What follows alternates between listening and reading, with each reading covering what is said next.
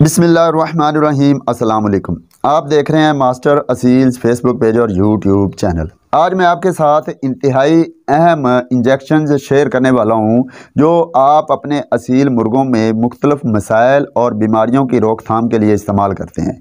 इस वीडियो में बताया जाएगा कि कौन सा इंजेक्शन किस वक्त कितनी डोज के साथ कितने ड्यूरेशन में आप इस्तेमाल कर सकते हैं और कौन से इंजेक्शंस के कितने साइड इफ़ेक्ट्स हैं और किस वक्त साइड इफ़ेक्ट्स हैं और साइड इफ़ेक्ट्स कैसे रोके जा सकते हैं। बेसिकली इस वीडियो का जो मकसद है वो आपको आगाह करना है कि आप सही तरीका इस्तेमाल करें, इंजेक्शंस का गलत इंजेक्शन ना लगाएं, क्योंकि इंजेक्शंस के साइड इफ़ेक्ट्स होते हैं और साइड इफ़ेक्ट्स दो तरह के होते हैं। एक तो वो साइड इफ़ेक्ट्स जो आप ओवरडोज कर देते हैं, बहुत ज़्यादा मिकदार में लगा देते हैं, तो वो वाले साइड इफ़ेक्ट्स होते हैं जो कि फ़ौरन होते हैं। लेकिन कुछ ऐसे भी साइड इफ़ेक्ट्स होते हैं जो इररेलेवेंट इंजेक्शन, जो कि मुतलका इंजेक्शन है ही नहीं, जिस बीमारी के लिए आप इंजेक्शन लगा रहे हैं उस बीमारी के लिए वो इंजेक्शन है ही नहीं, तो वो वाला इंजेक्शन जब लगाते हैं तो उसके भी कुछ साइड इफ़ेक्ट्स होते हैं जो देर पा होते हैं। मसलन अगर आपने एक ऐसा इंजेक्शन जो कि डायरिया के लिए बना हुआ है, वो इंजेक्शन उसका बुखार के साथ तल्लक ही नहीं है, लेकिन आप उसको बुखार के लिए इस्तेमाल कर रहे हैं, तो वो वक्ती तौर पर बुखार के लिए तो वो असर रखेगा ही नहीं, ये तो आपका नुकसान हो गए कि वो बुखार को कोई असर नहीं डालेगा। लेकिन जब कभी आपके परिंदे को जेन्युइनली वाकई डायरिया होगा और आप वही डायरिया वाला ही इंजेक्शन इस्तेमाल करेंगे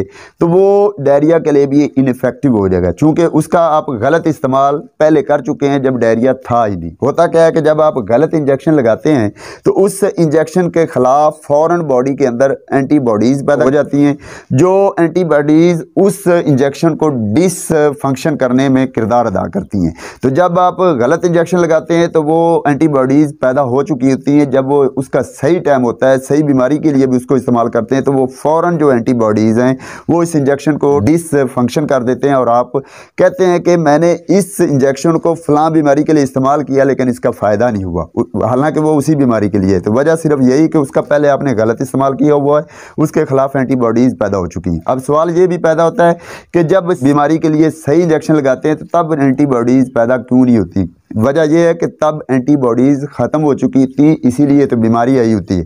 इसलिए जब आप वो सही इंजेक्शन लगाते हैं तो उसके ख़िलाफ़ कोई एंटीबॉडीज़ पैदा नहीं होती, बल्कि एंटीबॉडीज़ पैदा होने से पहले वो वाला इंजेक्शन मुतलका जर्म्स के ख़िलाफ़ अपना एक एक्शन दिखा चुका होता है और उसके बाद वो खुद जो इंजेक्शन है अपने असरात ख़त्म कर देता है। तो इसलिए गलत इंजेक्शन लगाने के बहुत नुकसान है। यही वजह है कि आप मुझसे रब्ता करते हैं कि फ़लाँ बीमारी का इलाज बताओ, मैं इलाज बताता हूँ। जब आप वो इलाज करते हैं तो आपको फ़ायदा नहीं होता। वजह यह है कि आप उसी इलाज को गलत तरीके से पहले लगा चुके होते हैं। तो इस वीडियो का यही मकसद है कि आप गलत इंजेक्शन लगाने से बच जाएं। तो टोटल मैं 6 इंजेक्शन आपके साथ शेयर करूंगा, जिसमें से 4 तो एंटीबायोटिक्स हैं जो बीमारियों की रोकथाम के लिए इस्तेमाल होते हैं, लेकिन 2 आपके साथ मैं मशहूर तरीन जो इसील शौक में इस्तेमाल होते हैं वो मल्टीविटामिन इंजेक्शन हैं, वो भी आपके साथ शेयर करूँगा। तो सबसे पहला जो इंजेक्शन है वो है बेंजाइल पेनिसिलिन। ये एक नैरो स्पेक्ट्रम एंटीबायोटिक है जो कि क्रोनिक फीवर, ENT मसलन गला और नाक, इनकी बीमारियों के लिए, सांस की नाली के अंदर किसी किस्म की सोजश इन्फेक्शन को रोकने के लिए इस्तेमाल होता है ये बेंजाइल पेनिसिलिन। इसका यही इस्तेमाल है, किसी और मकसद के लिए आपने इस्तेमाल नहीं करना। तो इसका इस्तेमाल आपने ऐसे करना है कि इसको अगर आप न्यूरोबियन इंजेक्शन के साथ मिक्स करके इस्तेमाल करते हैं तो इसके फ़ायदे ज़्यादा होते हैं। आपने क्या करना है, पेनिसिलिन खुसूसी तौर पर 5 लाख बुखार के लिए बहुत ही इफेक्टिव है। पेनिसिलिन इंजेक्शन ले आएँ, उसमें आपने एक न्यूरोबियन इंजेक्शन मिक्स कर देना है। अब ये टोटल तकरीबन 3.5-4 ml का ये इंजेक्शन तैयार होगा, क्योंकि इंजेक्शन की मिकदार वज़न और उम्र के हिसाब से होती है। तो आपने देखना है अगर आपका मुर्गा 3 किलोग्राम से ज़्यादा वज़न है रखता है और उम्र उसकी 2 साल से ज़्यादा है, तो आपने ये जो 4 ml टोटल इंजेक्शन बनाए उसमें से 1 ml आपने ज़ाय कर देना है मिक्स करने के बाद और 3 ml अपने परिंदे को लगा देना है। और अगर आपका परिंदा 2 साल से कम उम्र का है और उसका वज़न भी 3 kg से कम है तो उस वक्त आपने 4 ml टोटल जो मिकदार है उसमें से 2 ml इस्तेमाल करनी है। 2 ml आप रख नहीं सकते, मिक्स किया हुआ इंजेक्शन आप रख नहीं सकते, दोबारा इस्तेमाल नहीं कर सकते, आधे घंटे के अंदर आपने इस्तेमाल ज़रूर कर लेना होता है। तो आप 2 ml इस्तेमाल करेंगे। और अगर आपका परिंदा छोटे कद मोरे का है, उसका वज़न ही कम हो, उसकी उम्र 2 साल से ज़्यादा है, तो इस सूरत हाल में आप 3 ml लगा सकते हैं 1 ml ज़ाया करने के बाद। और अगर आपका परिंदे की उम्र ही भी कम है, आपका पट्ठा है, तो आप 2 ml इस्तेमाल करेंगे और 2 ml ज़ाय कर देंगे। तो ये है तरीक़ाकार। और ड्यूरेशन आपने एक डोज से दूसरी डोज़ का कम अज़ कम 24 घंटे रखना है। पहली बात तो ये है कि दूसरी डोज़ की ज़रूरत ही नहीं पड़ेगी, ये एक ही डोज़ में अपना असर दिखाएगा। लेकिन अगर ज़रूरत पड़े तो आपने पहली डोज़ के बाद दूसरी डोज़ लगानी, तो 24 घंटे का वक्फा। और अगर खुदा न खास्ता तीसरी डोज़ की ज़रूरत पड़े तो दूसरी डोज़ से तीसरी डोज के दरमियान में जो वक्फा होना चाहिए वो कम अज़ कम 36 घंटों का होना चाहिए। इससे ज़्यादा आपने डोजें इस्तेमाल नहीं करनी। इसका गलत इस्तेमाल या ओवरडोज, इसका नुकसान ये होगा कि नर्वस अटैक होगा और उसे हार्ट अटैक आने का खदशा होगा। इससे अगले नंबर पे जो दूसरा इंजेक्शन है वो है प्रोवास 300 mg। 300 mg का प्रोवास, इसका मकसद होता है दैमी बुखार, जो बहुत ज़्यादा बिगड़ा हुआ बुखार हो, या नज़ला ज़ुकाम, या सर्दियों में खुसूसन जब मुर्गे को, आपके परिंदे को सर्दी लग जाए तो प्रोवास का इस्तेमाल करते हैं। आपने प्रोवास की डोज़ क्या रखनी है कि 300 mg का प्रोवास इंजेक्शन ले आएँ। उसको आधा आप एक टाइम पे लगा सकते हैं, आधा दूसरे टाइम पे, और इसे आप आधा इस्तेमाल करने के बाद बाकी आधा आप स्टोर कर सकते हैं। कोई मसला नहीं है, ये ख़राब नहीं होने वाला।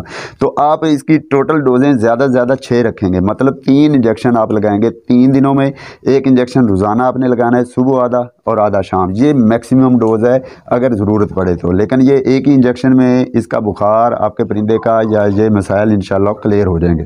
तो इसके साइड इफ़ेक्ट्स बहुत ज़्यादा नहीं हैं। इसके बाद तीसरे नंबर पर जो इंजेक्शन है वो है लिंकोमाइसिन 60 में लिंकोसिन। ये भी एक एंटीबायोटिक है जो पायोजेनिक बैक्टीरिया को किल करने के लिए इस्तेमाल किया जाता है। पायोजेनिक बैक्टीरियाज वो वाले बैक्टीरियाज हैं जो जिस्म के अंदर, फोड़ों के अंदर या कहीं भी रेशा, पीप और पस डालने में ये अपना किरदार अदा करते हैं। तो अगर आपके परिंदे के गले में या कहीं भी किसी ज़ख्म में या सर्जरी आपने की है, कोई डाइसेक्शन की है, तो उस सूरत में आपके परिंदे में अगर किसी किस्म की पस पड़ गई है तो उस पस को खुश्क करने में आप लिंकोसिन का इस्तेमाल कर सकते हैं। लेकिन लिंकोसिन का इस्तेमाल बुखार के इलाज के तौर पर या फ्लू को या कोल्ड फीवर को इलाज करने के लिए ये बिल्कुल ज़ाय है। इसका कोई इस्तेमाल नहीं है, कोई फ़ायदा नहीं है, ये इर्रेलेवेंट है।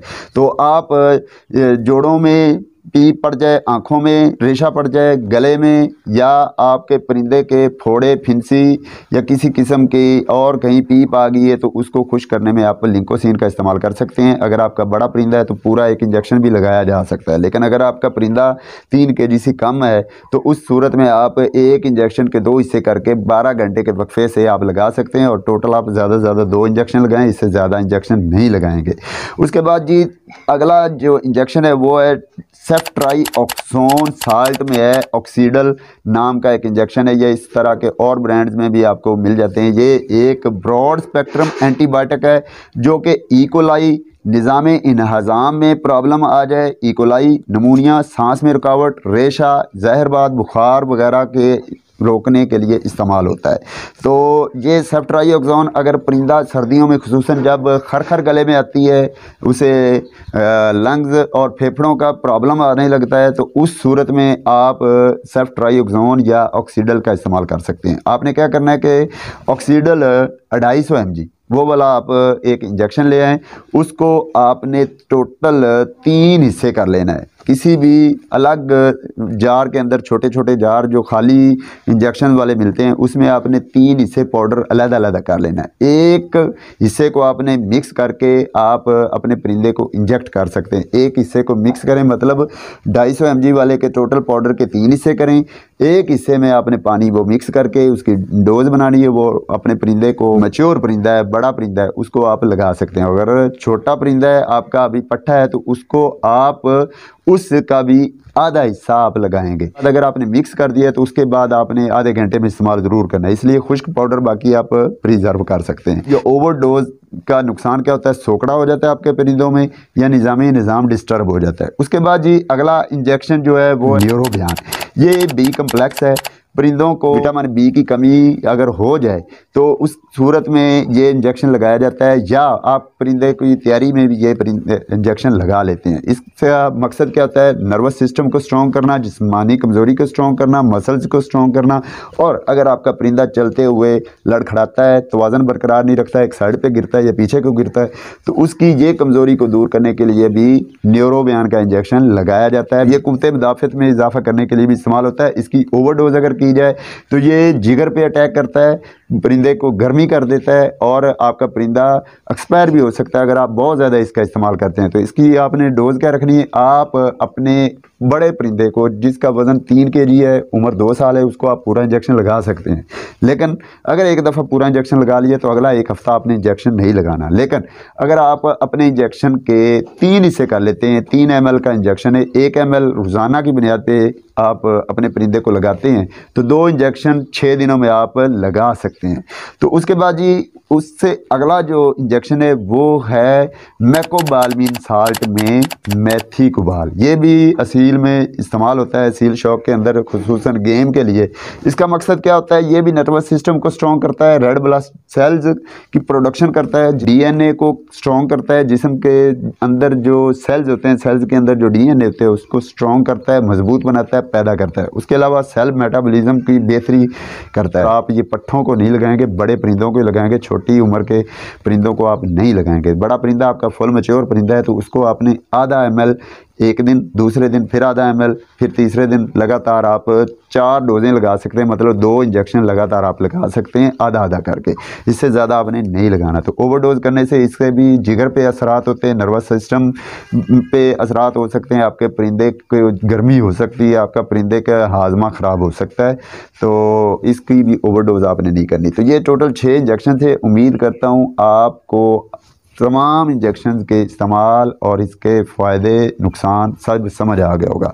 इस वीडियो को आपने अगर अच्छा फीडबैक दिया, अच्छा रिस्पांस दिया तो अगले जो 6 इंजेक्शन मैं लेके आऊँगा वो प्योरली वेटरनरी के होंगे, जिसमें जेंटाकोम्बिसोन, जेंटामाइसिन, टेलोपिन, टेलोसिन, इस तरह ऑक्सीटेट्रासाइक्लिन और इस तरह से दीगर इंजेक्शन हैं, उनका तरीका इस्तेमाल पे भी वीडियो बनाऊँगा अगर आपने अच्छा फीडबैक दिया तो। अगली वीडियो तक फिर मुझे दीजिए इजाज़त। अल्लाह हाफिज़।